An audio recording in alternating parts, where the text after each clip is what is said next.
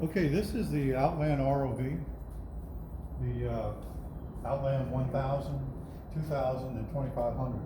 All use the same power supply and control console and cable. This is an optional cable reel. It'll hold up to 990 feet of cable. This one has 500 feet. The ROV is the 2500. And it uses a lot of same components as the 1000 and the 2000, except the thrusters and the frame and the flotation are different. Okay, we're going to open up the console.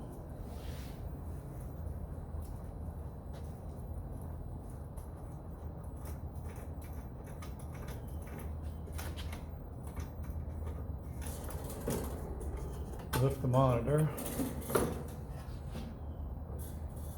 and it has power on it already. And let's go around the back side.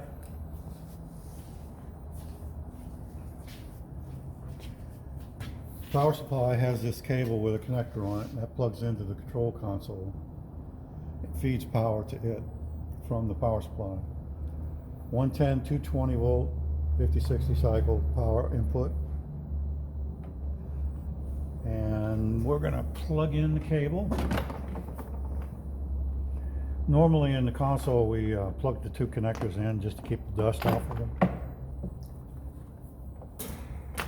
The male connectors, of course, go here in the console.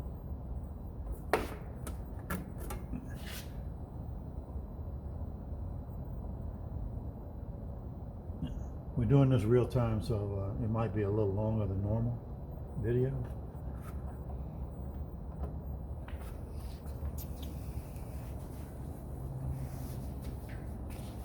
And we'll pull the cable out of the reel.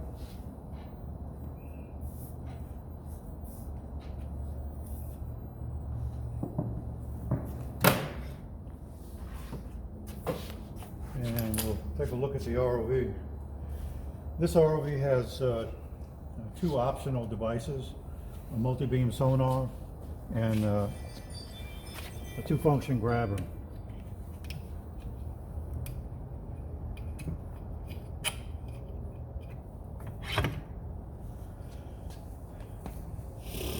We're going to plug the cable in, and I'm going to lift the ROV up, put it on the side so you can get to the connections a little easier. You can see the electronics bottle. All the cables coming from it, connectors coming from it, go to each individual component. There are two rear thrusters, two side-to-side thrusters, and one thruster for up and down. This is the VDSL bottle. It converts the Ethernet signal from the sonar to a twisted pair, goes to the surfaces and decoded in the console and comes out Ethernet. Two LED lights. There are two cameras in here. One is an SD camera and one is an HD camera. And the SD camera is not turned on, but it can be if you need a spare camera. At the rear of the vehicle, there's two lights and a camera, and that's the main umbilical connector. And I'll show you how that's connected. Just run the two cables into this pipe.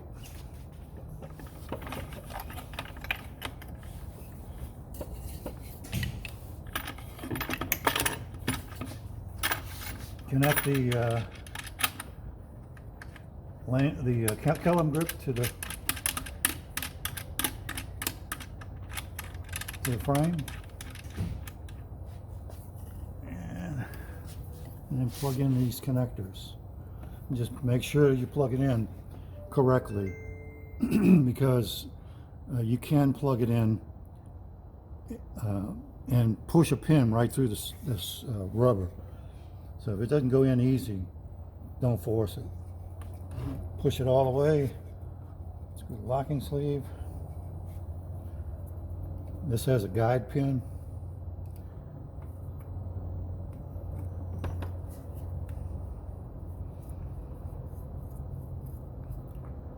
The locking sleeve doesn't have to be tight, just has to be snug. It doesn't help seal it. And I have a piece of plastic here that holds the cable from being pulled into the thrusters. It's a good idea to utilize that to keep your cables from getting sucked into the props. All right.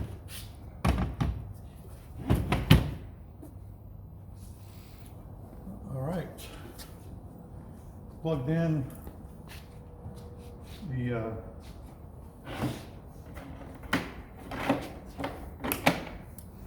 hand controller, plugs into this connector. The keyboard will be mounted inside here. The mouse is here. Just pull the keyboard out and plug it into this connector. And around the back side again. For the multi-beam sonar, we're going to plug this laptop into the Ethernet port. It's this port right here. There's a USB port and two 9-pin connectors. For this particular vehicle, it's not necessary to utilize those.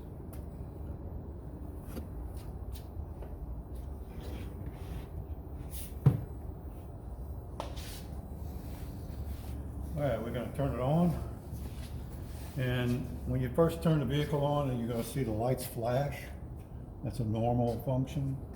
Just don't look at the vehicle or you might be blinded for a little bit. You'll see 4 cameras, 4 screens on the monitor. This is the primary screen with overlay. This is the same video signal without overlay. It's recorded on the recorder, so if you need the video without overlay, it's available on the recorder. The third camera, you can select either the forward SD camera or the rear. This is the rear HD camera. The video overlay goes to channel number 4 and is green screened to this this screen here. You can select with the mouse or these buttons whether you want just one screen up like this.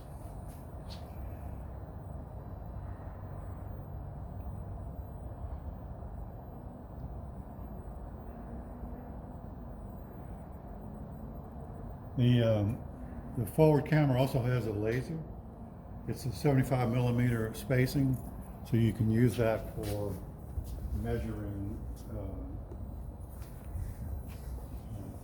things in the water. Just to give you a rough estimate of how big something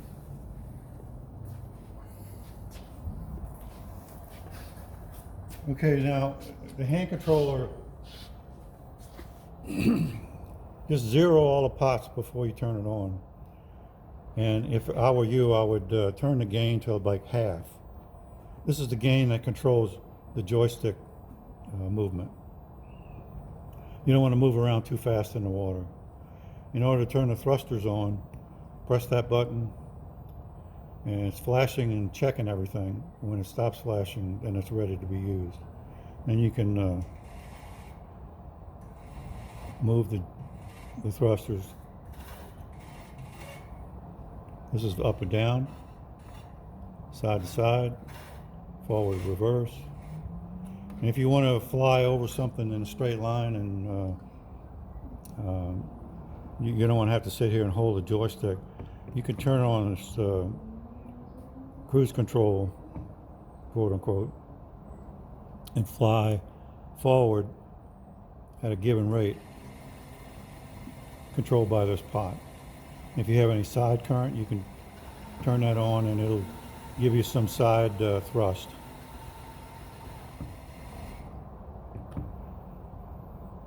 Auto depth. This vehicle doesn't have an altimeter, but if you had an altimeter, you can use altimeter for auto depth or the pressure transducer.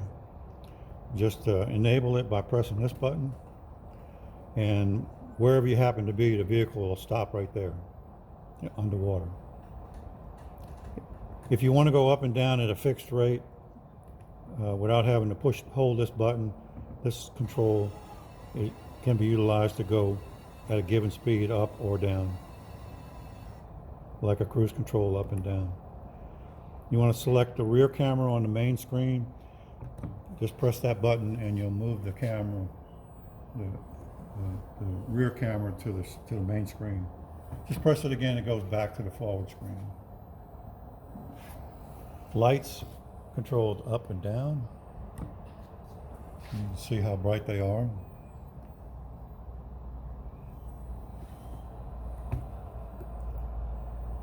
And let's see if I can get the manipulator in the screen.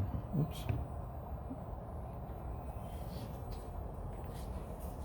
I got it swung too far. You see the manipulator rotate, open and close.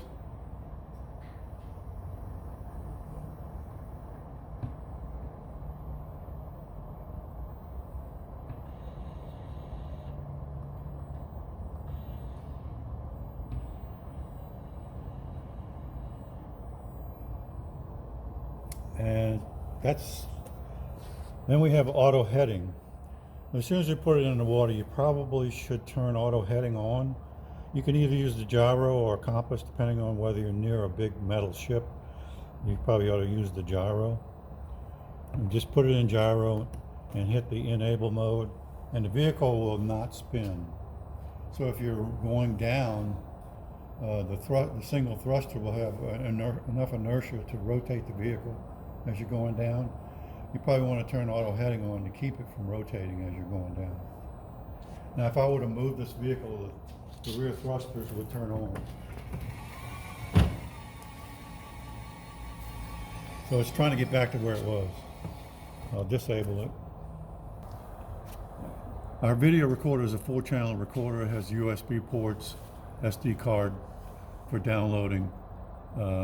This USB port is a 3.0. It can be plugged into a computer, and the recorder becomes an external hard drive to the computer. Then you can just copy and paste all the video or still images quickly. On the front of the recorder, there's buttons for swapping screens, for bringing up single screens, for moving around in the menu. Then there's a single record button and a single stills button. The stills button just takes a still image. So if you're doing that underwater and you're moving, you probably need to take a few stills of whatever you're looking at, just because there may be some movement while you're pushing a button. You can select all these functions by right-clicking the mouse button. It's kind of hard to move around with this white table. You go to settings, camera, and you can record or snapshot enable any one of these channels. This setup is just camera 1 and 2. We're not recording or taking a snapshot of 3 or 4. You can see the resolution of the cameras. This is the overlay signal. You can record audio. It'll record audio on only channel one channel on audio. Hit the right mouse button, go backwards in the menu.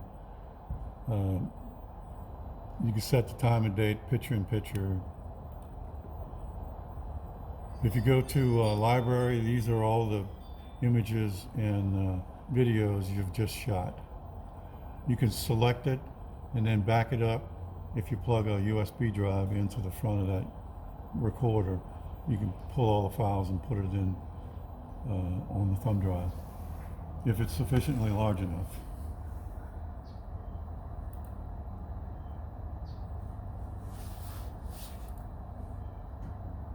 And you could use the mouse to bring up one channel or the other. Just back it up, double click it, goes back to 4 channels.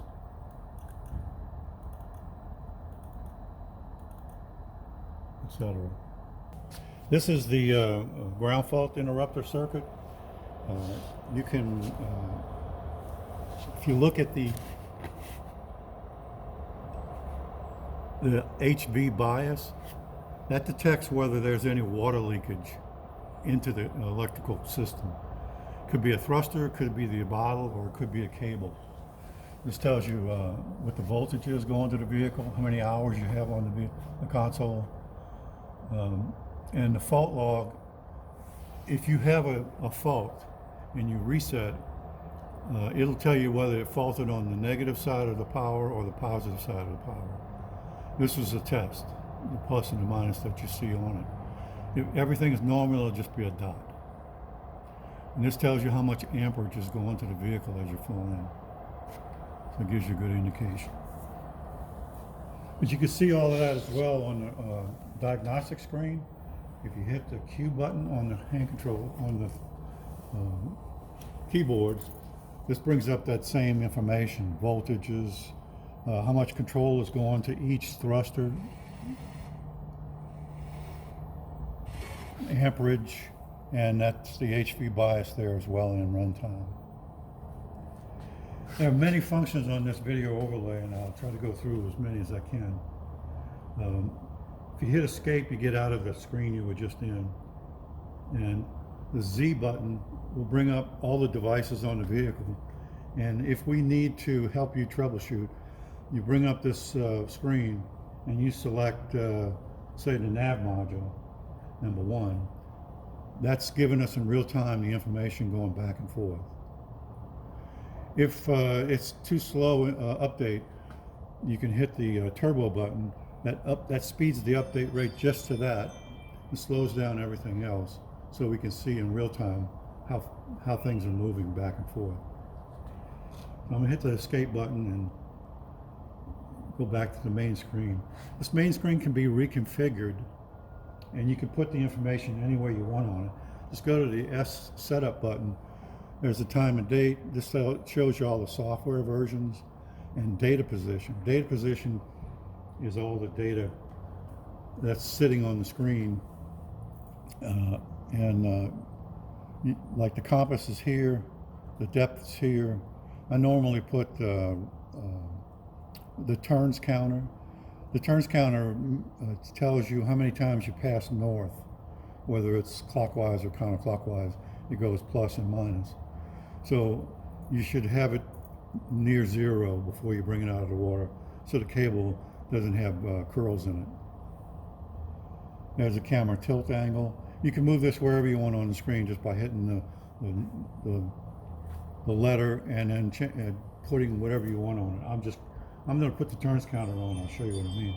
If you hit the letter N, you can see this one is empty here. I'm going to go to K. Let's see. I'll select tilt, camera tilt. No, not turns counter. I'm sorry, number 8. And you can see it went to escape again, and that's the turns counter. So you can move it wherever you want on the screen. Okay, we're going to plug in the sonar. Well, the sonar's plugged in. We're going to turn it on the computer. The computer is an optional device as well. You should use your own computer. In order to make the computer talk to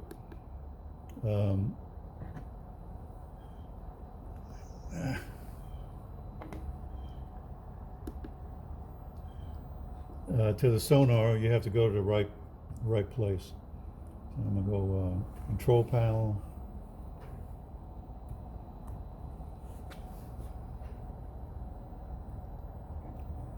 network sharing center, change adapter settings, and this is the Ethernet adapter setting. Right click and go to properties, TCP4 properties, and set the IP address. Use the following IP address, not automatic.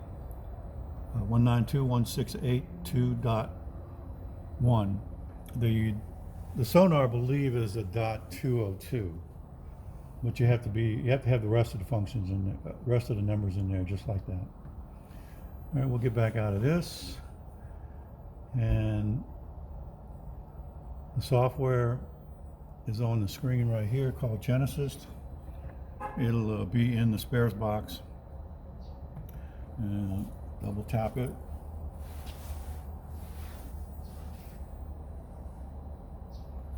And it's looking for the sonar now, and it'll be popping up in a second. All right, the sonar is on.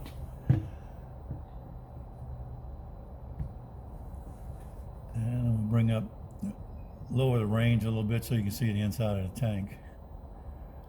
There's the inside of the tank right here. It's a small tank. Up to 2.5 meter range here. There you go. One of the things I didn't mention was the sonar is mounted at a 10-degree angle down. What that does for you is the sonar has a 20-degree angle. So if it's mounted 10 degrees down, it's looking, the top of the range is horizontal, and it's looking down 20 degrees. If you're just looking at a ship hull or a dam inspection, you probably need to rotate that so it's horizontal, so it can see 10 degrees up and 10 degrees down. Cable reel. The cable, this is the box the cable comes in. Whether you get the cable reel option or not, the cable will be coiled into this box. If it's 500 foot, if it's 1,000 foot, it'll be a different box. You should keep the cable dry when it goes in, or when you close the box and it's wet, it could just form its own rain cloud in there and just keep it cycling. It would be nasty when you open it. So try to keep it dry.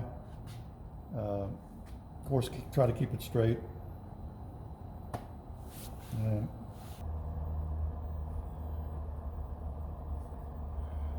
The camera can rotate 360 degrees. So we can look back in the vehicle and see if anything's tangled in the vertical thruster and the horizontal thrusters. The lateral thrusters are much harder to see where they are. You can see them a little bit right there, but not the blades. And you can see the tilt angle of the camera here.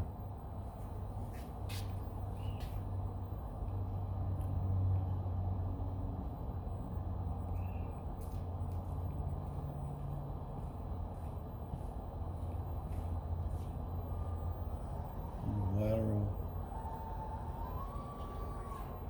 forward,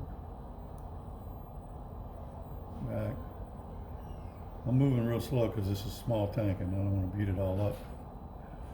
And I'll go up and down.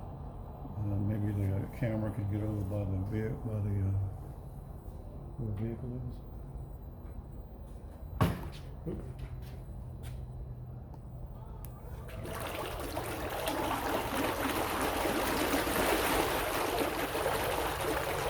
Trust me, if you're doing this in a pool, you want to stand away because it can throw a lot of water.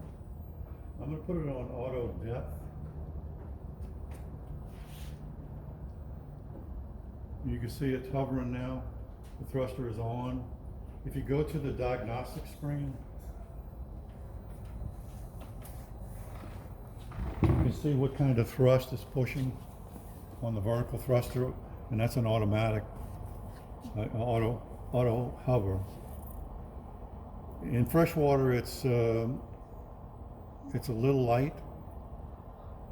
It's a little heavy. In saltwater, it'll be a little lighter. It should be about 15 to 20% depth to be buoyant, ballast properly. You can take weight off. You can add weight on. If you put any devices on there that are heavy, you may have to take some weight off. Just try to keep the vertical percentage 10 to 15, 20 maybe, but no more, or the thruster will just be working too hard. I'll get out of the diagnostic screen. Now, right now there are two spare twisted pair of lines in and the umbilical. I'm using both of them. I'm going to go to the advanced menu, which I don't recommend you guys do, but you know, if you have to, you have to. Go to setup screen, advanced menu, and it'll tell you, you know, you sure you want to do this? Because if you change something, it could screw things up. At line number 1, it says configure type 4 data lines. This is a type 4 vehicle. If I press number 1, it shows your spare line 1, spare line 2. Video 8 is the rear camera, and port 3 DSL is the Ethernet sonar, and that's how they should be configured. It'll be defaulted to that, so if you ever have a problem with talking to it, you can always restore factory configuration by hitting number 3.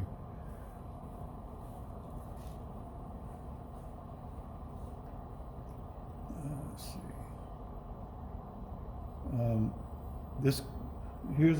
You can go to list all the video channels that the console can see.